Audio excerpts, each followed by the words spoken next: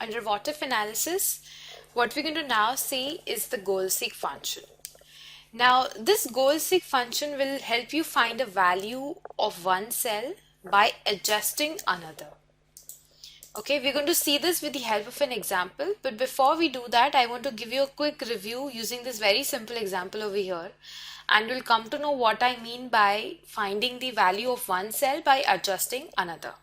Okay, so this goal seek is going to help you determine the unknown in your formula. So if you have any unknown in your formula, you can use goal seek in order to find that out. We have this small example over here wherein, let's say A is 1, B is unknown, and C is basically the sum of A and B. Okay, and our goal is that this C should be 5. So what should be B in order to get us C5 is what we are finding out. So the unknown over here is B. We know that C is A plus B, and we also know that C at the end should be 5. Okay, what will be B if C has to be 5? Since this example is really very simple, it's very easy to determine that if B is 4, C will turn out to be 5. We get our goal very easily because here it was very easy to mathematically calculate that 1 plus 4 is 5. If 1 is given, if 5 is there, we know that B has to be 4, right? How do we do this with the help of the goal seek function is what I'm going to show you. What you need to do is, under the data tab, what if analysis, click on goal seek. Here you need to provide these inputs in order to find out what is going to be your B if you want to make C as 5. Okay, the set cell is going to be, the next thing is the value. We want it to be 5, right? We are going to change which cell? B8, right? We're going to change this cell. And what you need to do is click on OK. As soon as you click on OK, it will tell us that you wanted the goal to be 5. So we have made that 5 and we have provided you with the unknown. Let's do that once again. What you need to do is data, what if analysis, goal seek, set cell.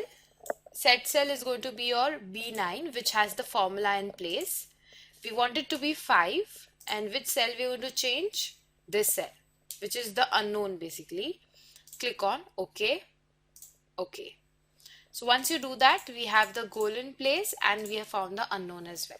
We're going to apply the same thing in this example. This is a small exercise that we're going to do. Given here is the quarterly sales of Nick. It is his average quarterly performance, wherein we have the 4 quarters. In each quarter, this is what Nick has sold, and the average quarterly is basically the average of all the 4 quarters. Simple calculation. So we have the average quarterly sales available. Okay, now we are giving some target to Nick keeping in mind the forecast, and we want to see how much in terms of performance Nick must do so that he achieves a 13% growth over his average quarterly performance. Okay, so basically we want that the growth percentage should be 13%, and eventually we should be able to find out what should be his target quarterly sales. First of all, let's keep in place the formula for target quarterly sales. This is going to be the average quarterly sales plus the target growth. Am I right? The target quarterly sales would be the average quarterly sales plus the target growth, which we're going to find out. It is unknown as of now.